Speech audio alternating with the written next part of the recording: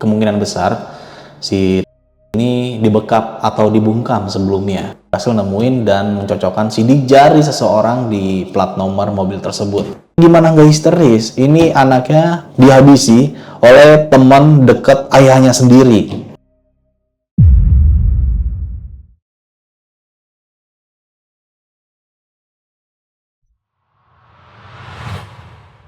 Halo my friend, balik lagi di 18.30 PM.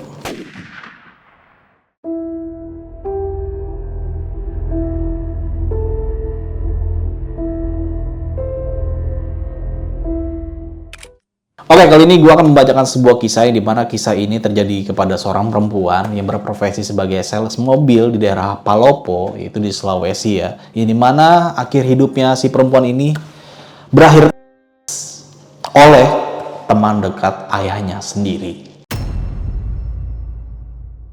Nah, kisahnya ini sempat viral, yang dimana gue sangat tertarik ingin membacakan supaya teman-teman semua tahu, dan gue berharap tidak ada lagi terjadi hal-hal yang serupa di kemudian hari. Seperti apa kisahnya dan bagaimana, kita langsung aja masuk ke ceritanya.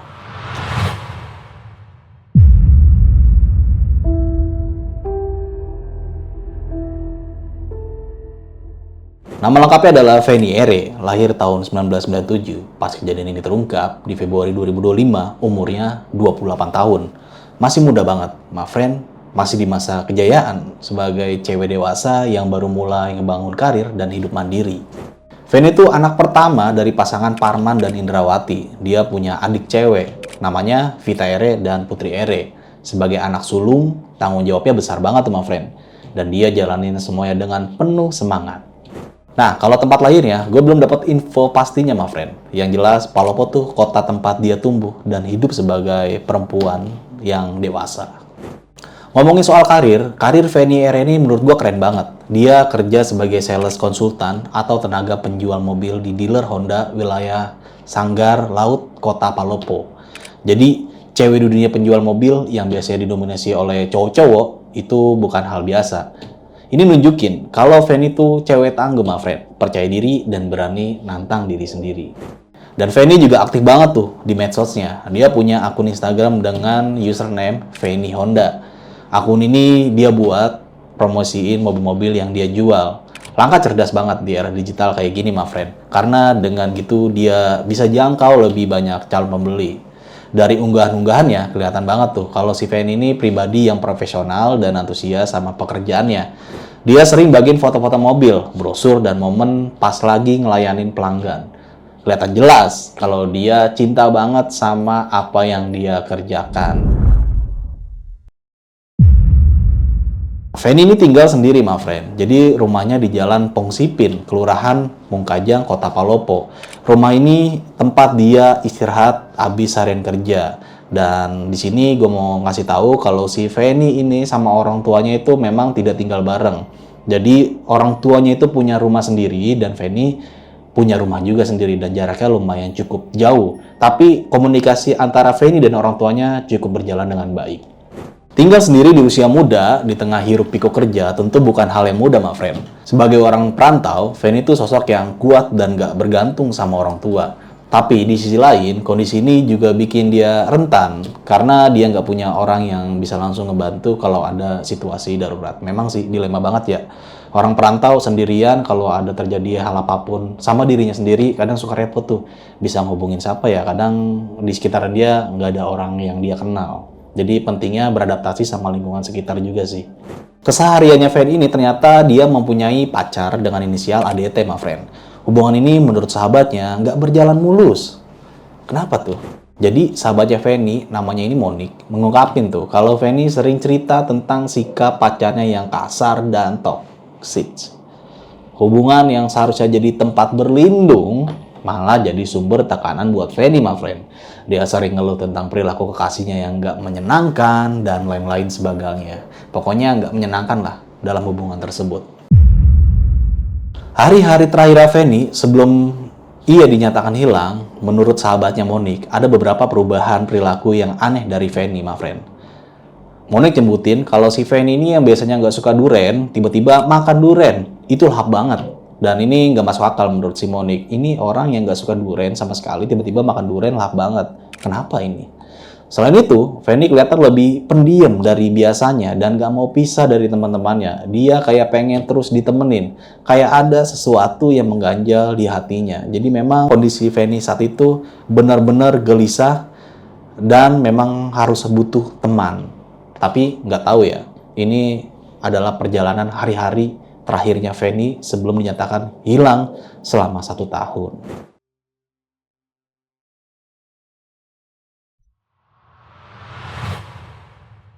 Perubahan perilaku tersebut tentu jadi tanda tanya besar. Apa yang sebenarnya Fanny rasain saat itu?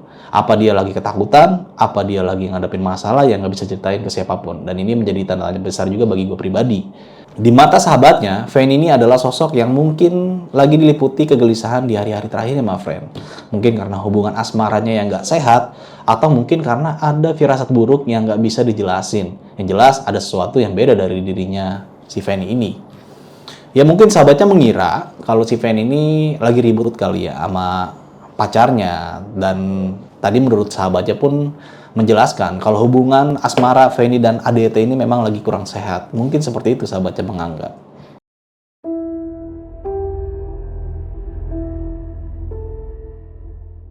Semua berawal dari proyek perbaikan rumah.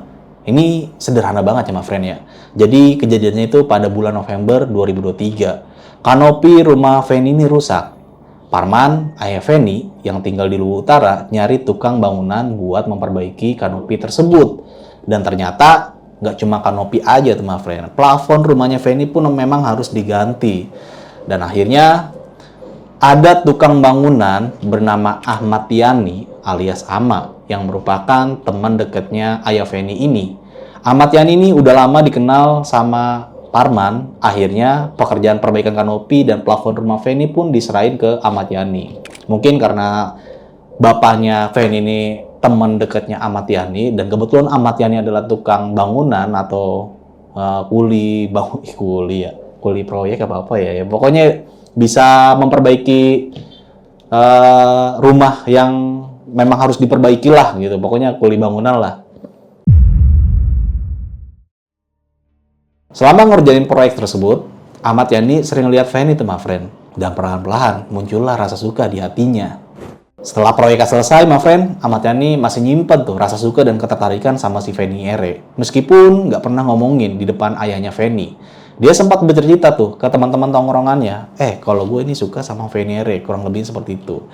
Dan di tongkrongan tersebut, dia ngomong ke teman-temannya kalau punya niat untuk membawa kabur Fanny Ere. Gue nggak tahu ya apa yang dimaksud membawa kabur itu. Membawa kabur diajak nikah atau bawa kabur memang untuk dihilangkan gitu aja. Semuanya ini terjadi di akhir Januari 2024, my friend. Tepatnya pada hari Rabu, 24 Januari 2024. Fanny ini pulang ke rumahnya di Palopo. Dan sebelum dia pulang ke rumahnya ini, ternyata dia habis berkunjung ke Malili, yaitu di Luwu Timur. Dia masih sempat tuh ngasih kabar ke keluarganya kalau dia udah sampai dengan selamat. Jadi Fanny ini sempat ngabarin ke keluarganya kalau dia ini udah sampai rumahnya nih. Yang tadi gue jelasin sebelumnya, kalau memang komunikasi Fanny dan keluarga ini cukup baik ya. Jadi kalau misalkan dia kemanapun, dia selalu infokan kedua orang tuanya.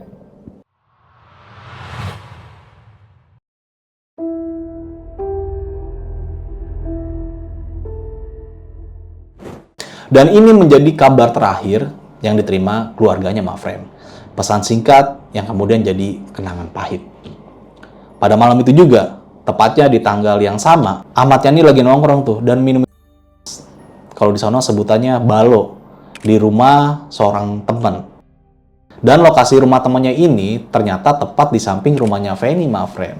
Setelah temannya pulang, Ahmad Yani ini duduk sendirian sampai larut malam. Dan di saat itulah muncul niat buat bawa kabur Fanny Ere. Niat yang memang sudah direncanakan oleh Ahmad Yani yang sewaktu itu lagi ngobrolin sama teman-temannya ini pengen bawa kabur si Fanny Ere. Niat ini pun langsung dieksekusi, my friend. Tepat pada dini hari, tanggal 25 Januari 2024. Ahmad Yani jalan kaki tuh menuju ke rumah Fanny.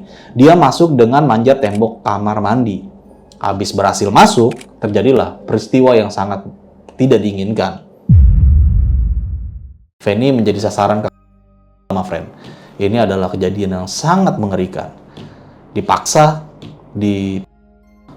dan dihabisi.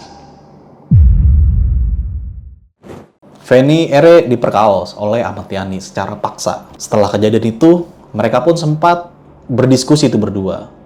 Dalam hatinya Feni, untuk mengalihkan si Yani ini, Ahmad Yani ini, supaya si Feni ini bisa kabur tuh dari rumah tersebut, yaitu rumah Feni Ere.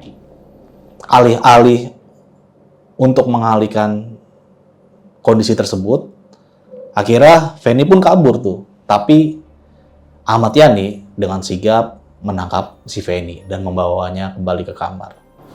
Awal niatnya memang tidak ada niat untuk menghabisi nyawa si Feni, si Ahmad Yani ini.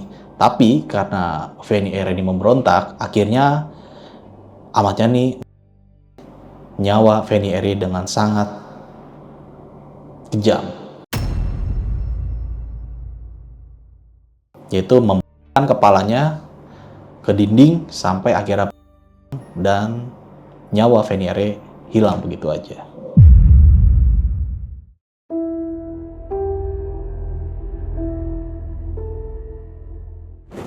Setelah Feni Ere berhasil nyawanya, akhirnya Ahmad Yani ini mikir tuh gimana caranya untuk bisa menghilangkan jejak.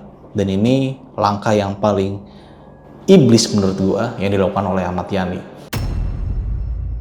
Langkah selanjutnya yang dilakukan Ahmad Yani adalah membawa Feni Ere ini ke dalam mobil, yang dimana mobil tersebut adalah mobil milik Feni Ere, serta membawa pakaiannya yang di dalam koper Feni, dan membersihkan bercak-bercak yang terjadi di kamar tersebut, yaitu kamar Feni Ere ini. Habis kejadian yang sangat menyedihkan itu, my friend, Ahmad Yani ini nggak langsung pergi tuh. Dia melakukan beberapa langkah buat tutupin semuanya. Ini nunjukin kalau dia berusaha ngilangin jejak, meskipun akhirnya tetap kebongkar juga. Langkah pertama, dia bersihin genangan di lantai kamar dan ngerapinya lagi tuh, my friend, biar nggak menimbulkan kecurigaan. Dia pakai alat pel buat bersihin semua bekas-bekas yang tercecer di lantai. Langkah kedua, dia bawa tuh mobil Feni Ere ini sendiri ke sebuah lokasi yang sengaja dipilihnya. Lokasi ini ada di dekat wisata air terjun Batu Dewa, tepatnya sekitar 100 meter dari kilometer 35 Jalan Poros, Palopo, Toraja, Kelurahan Batang Barat, Kecamatan Wara Barat, Kota Palopo. My friend, tempat ini sengaja dipilih karena lokasinya yang terpencil dan susah dijangkau. Harapannya nggak bakal pernah ditemuin sama siapapun. Langkah ketiga, dia bawa mobil Feni Ere ini ke Makassar. Dia parkirin tuh mobil tersebut di sebuah rumah kosong buat ngilangin jejak kendaraan yang bisa jadi petunjuk. Ini langkah yang sangat licik banget, my friend. Karena mobil ini adalah salah satu barang yang paling gampang dilacak. Langkah keempat yang paling gila, dia balik lagi ke Palopo. Dia gabung sama keluarganya Feni dan warga yang lagi nyari Feni. Dia pura-pura ikut nyari juga tuh, my friend. Kayak dia tuh nggak tahu apa-apa. Ini adalah tindakan yang manipulatif banget. Bayangin, dia ikut pura-pura prihatin padahal dia sendiri yang bikin Feni menghilang. Jadi ini menarik ya, ada seorang pelaku yang nyawa korban, dan pelaku ini adalah teman dekat dari keluarga korban, dan dia ikut nyari juga tuh setelah si Feni Ere ini hilang kontak sama keluarganya. Nah, ngomongin soal hilang kontak, nanti bakal gue jelasin tuh gimana keluarganya Feni Ere ini bisa tahu tuh kalau Feni Ere ini nggak bisa dihubungin atau memang udah hilang gitu aja.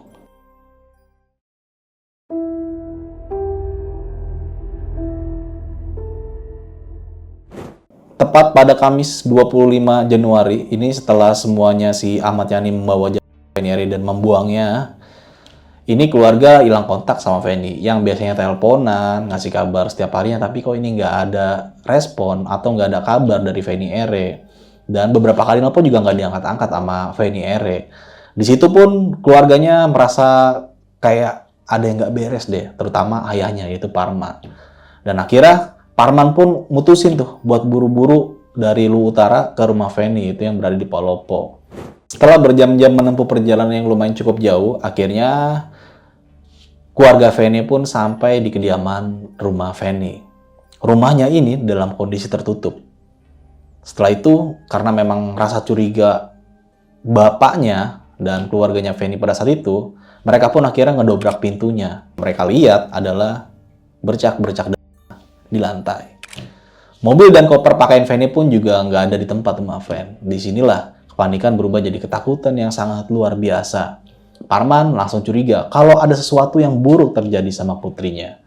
Nah, di hari berikutnya nih, my friend, tepat di tanggal 27 Januari 2024, setelah keluarganya yakin nih kalau putrinya ini benar-benar hilang dan hilang kontak, pihak keluarganya pun secara resmi laporin kejadian ini ke Polres Palopo. Mereka berharap tuh aparat bisa cepat bertindak dan nemuin Feni. Tapi ternyata ada kejadian yang mengecewakan, my friend. Menurut adik kandungnya, yaitu Putri Ere, ada salah satu oknum Polres Palopo yang menanggapi laporan tersebut dengan pernyataan yang sangat meremehkan. Oknum tersebut bilang, nggak usah dicari, paling pergi sama pacarnya. Nah, disinilah keluarga Feni merasa tersinggung dan merasa laporan tersebut sangat diremehkan. Bayangin, betapa sakitnya hati keluarga dengar pernyataan kayak gitu, my friend. Mereka udah dalam keadaan cemas dan takut, tapi malah diremehin. Selain itu, keluarga juga ngeluh kalau bukti-bukti penting di TKP, kayak bercak celana yang penuh darah, nggak segera diselidiki dengan serius. Di sisi lain, Polres Palopo ngasih klarifikasi resmi tuh, my friend. Pihak kepolisian ngebantah kalau mereka nggak serius nanganin kasus ini dan negasin kalau laporan dari masyarakat selalu diproses secara profesional sesuai prosedur yang berlaku ya. Beberapa poin dari klarifikasi mereka adalah, habis laporan masuk, pihaknya langsung menerbitin surat tanda penerimaan laporan dan nyebar tuh informasi lewat medsos buat nyari Feni. Dan kalau Polres Palopo ngakuin tuh kalau kasus ini susah diungkap karena orang yang bertanggung jawab bertindak licik dan pintar ngilangin jejak. Mereka nyebutin kalau handphone Feni masih aktif selama beberapa minggu habis hilang, my friend. Yang sempat bikin keluarga ngira Feni ini masih hidup. Dan ini gak masuk akal sih. Handphonenya masih aktif. Bukti-bukti kayak di rumah Feni ini masih ada. Pokoknya masih ada. Tapi kenapa nggak bisa langsung ditangkap langsung atau diselidiki langsung? Dan ini masih jadi tanya bagi keluarganya Feni pada saat itu. Pihak kepolisian nyatain tuh, my friend, kalau mereka udah periksa puluhan saksi, yaitu 22 orang, dan koordinasi sama Polda Sulsel buat nyelidiki temuan-temuan penting, termasuk mobil Feni yang ditemui di Makassar. Sementara itu, keluarga nggak tinggal diam. Ayah Feni, yaitu Parman, nggak cuma nunggu kabar dari aparat aja. Dia dan keluarga secara mandiri nyari ke beberapa wilayah, termasuk Luwu Timur, Toraja, karena Feni diketahui sempat berkunjung ke daerah tersebut. Ini sebelum hilang ya, my friend. Ini gak kebayang ya, perjuangan seorang ayah yang rela ngeluarin waktu dan tenaga buat nyari putrinya selama berhari-hari, berbulan-bulan, bahkan hampir setahun, mereka nggak pernah berhenti nyari, tapi hasilnya nihil, my friend. Mereka sempat pasrah tuh, karena tidak bertemu oleh Feni Ere ini. Mereka tetap berharap terus, sampai pada akhirnya, tepat pada 1 tahun, akhirnya jawaban itu datang secara nggak terduga tuh, my friend.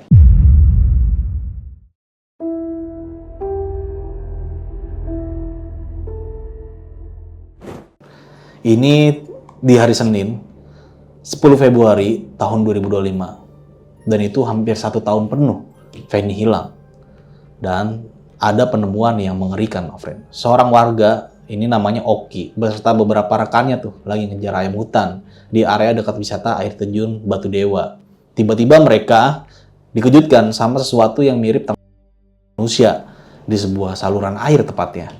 Karena kaget dan takut, Oki dan rekannya ini langsung laporin penemuan itu ke warga lain di sekitar tempat kejadian. Yang tadi niatnya ngejar ayam hutannya tidak dapatnya hal tersebut.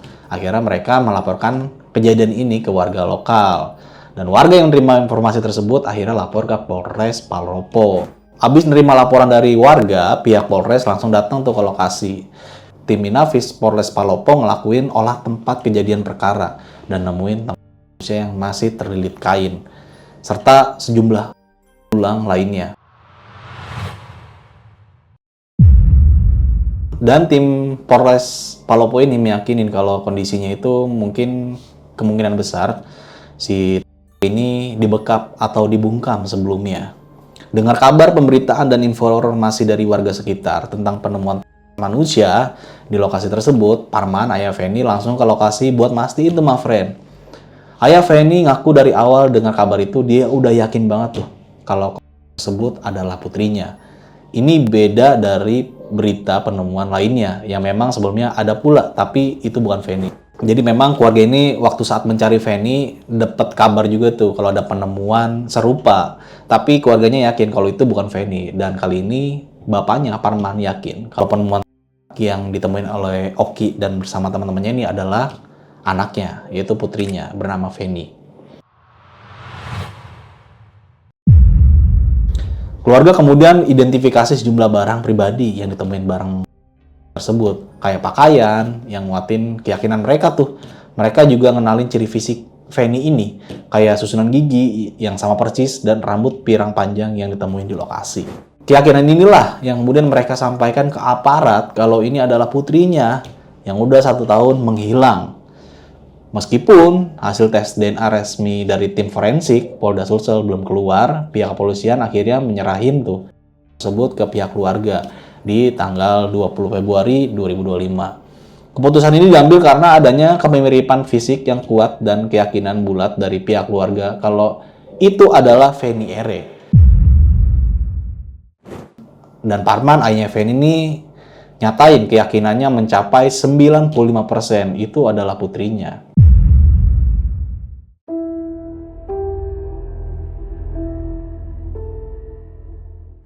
Abis ini ditemukan, aparat makin gencar tuh nyelidiki dan mereka punya titik terang buat mengungkap siapa orang di balik hilangnya Feni. Langkah pertama yaitu aparat periksa mobil Feni yang sebelumnya ditemuin di Makassar. Tim Inafis Polres Palopo berhasil nemuin dan mencocokkan sidik jari seseorang di plat nomor mobil tersebut. Meskipun udah lama, sidik jari ini jadi petunjuk utama yang arah ke identitas orang tersebut, my friend. Langkah kedua, selain bukti fisik, aparat juga periksa 25 orang saksi dari berbagai kalangan, termasuk keluarga, rekan kerja, dan masyarakat sekitar.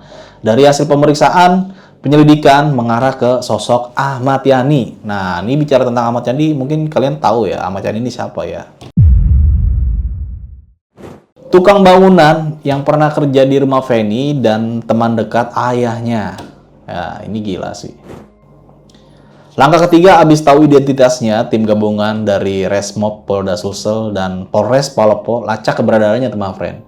Ahmad Yani akhirnya ditangkap pada Kamis 20 Maret 2025 di tempat kerjanya di sebuah pabrik es balok di Kecamatan Bone-Bone, Kabupaten Luwu Utara. Langkah keempat, pada hari yang sama dengan penangkapan, aparat ngelakuin penggeledahan di rumahnya di Jalan Nanakan, Palopo. Dalam penggeledahan ini ditemuin barang bukti penting berupa koper milik Feni yang berisi pakaian dan kunci mobilnya. Keluarga yang turut hadir pun histeris tuh, my friend. Ya gimana nggak histeris? Ini anaknya dihabisi oleh teman dekat ayahnya sendiri. Pas kenalin barang-barang tersebut. Aparat juga ngamanin barang bukti lain kayak alat pel yang dipakai buat bersih, lampu hias yang terdapat bercahaya, serta pakaian Feni yang ditemuin di lokasi penemuan jasad tersebut. Habis ditangkap dan dihadapin sama semua bukti, Ahmad Yani ngakuin seluruh perbuatannya. Dia ngaku kalau dia ngelakuin bikin Feni kehilangan nyawa dan buang Feni ke lokasi tersebut. Dan kini Ahmad Yani udah jalani proses hukum, my friend, yang berakhir dengan vonis hukuman. Kasus Feni Ere ini adalah pengingat kalau kejahatan bisa terjadi di mana aja dan dari siapa aja. Orang yang bertanggung jawab bukan orang asing, my friend, bukan preman jalanan, tapi teman dekat ayahnya sendiri. Ini nunjukin kalau kita harus selalu waspada, bahkan sama orang-orang yang kita kenal. Nah, menurut gue nih beberapa pelajaran penting dari kasus ini, my friend. Pertama, tentang pentingnya kewaspadaan. Nah, Feni ini kan tinggal sendiri dan ini bikin dia rentan. Kita harus selalu perhatiin lingkungan sekitar dan nggak ngabain firasat buruk. Kedua, tentang kekecewaan terhadap birokrasi yang lambat, my friend. Keluarga Feni ini harus nunggu hampir 1 tahun buat dapetin keadilan. Pernyataan oknum yang meremehkan laporan juga sangat menyakitkan. Ini jadi catatan penting buat aparat penegak hukum buat lebih serius nanganin kasus kehilangan orang. Ketiga, tentang kekuatan teknologi dan solidaritas publik. Sidik jari di plat nomor mobil jadi bukti kunci yang mengarah ke orang yang bertanggung jawab. Medsos juga berperan dalam menyebar info dan nyari Feni. Di era digital ini, kita bisa saling bantu lewat teknologi, my friend. Keempat, tentang ketabahan keluarga dalam memperjuangkan keadilan. Parman, ayah Feni, nggak pernah nyerah nyari putrinya. Dia rela kemana-mana dan terus desak aparat buat ngusut kasus ini. Seorang ayah yang luar biasa, my friend. Semoga nggak ada kasus serupa yang terulang, dan semoga Feni Ere dapat tempat terbaik di sisinya. Keluarga yang ditinggalkan semoga dikasih kekuatan dan ketabahan, keadilan udah ditegakkan meskipun Feni nggak bisa balik ke pangkuan keluarga. Makasih udah nyimak ceritanya, my friend. Jangan lupa like, subscribe, dan share video ini biar lebih banyak orang yang tahu tentang kasus ini dan bisa ambil hikmah dari tragedi ini. Sampai jumpa di video berikutnya. Wassalamualaikum warahmatullahi wabarakatuh.